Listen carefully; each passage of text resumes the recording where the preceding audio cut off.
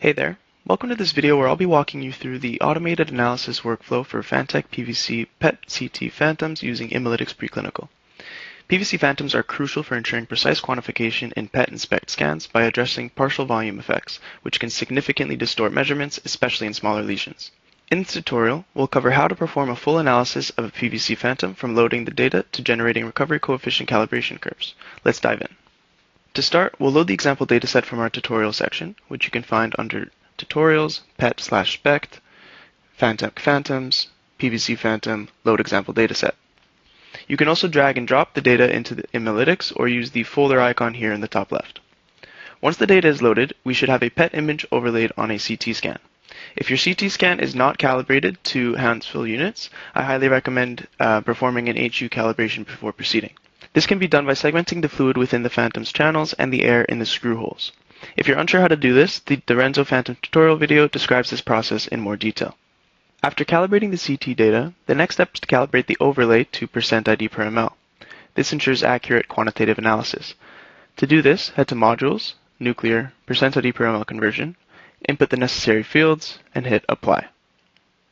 The next step is to locate the model number on the phantom.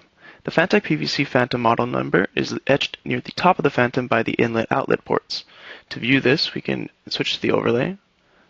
Actually, let's first open the 3D view, adjust the windowing a bit, press OK,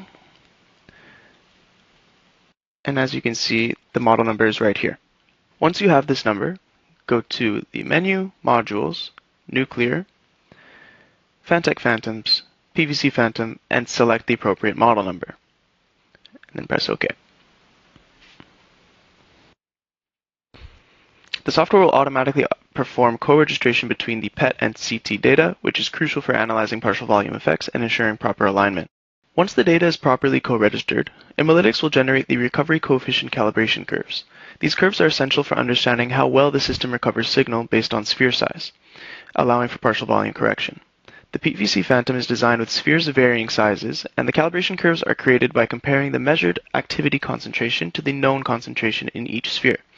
The recovery coefficient is calculated as the ratio of the measured mean concentration to the expected concentration, and a sigmoid curve is fitted to the results with respect to sphere diameter.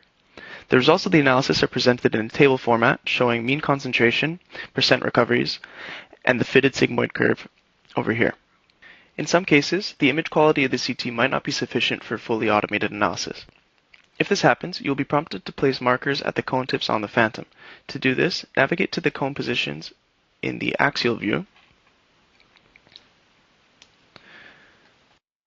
So let's first find a cone.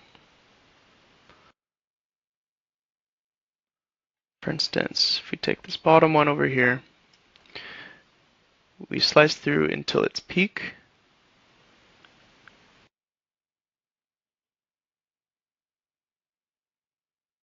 Which is right there.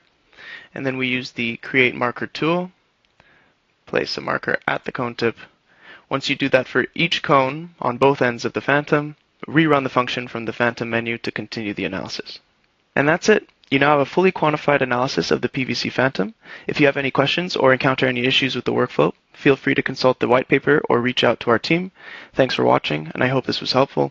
Take care and happy analyzing.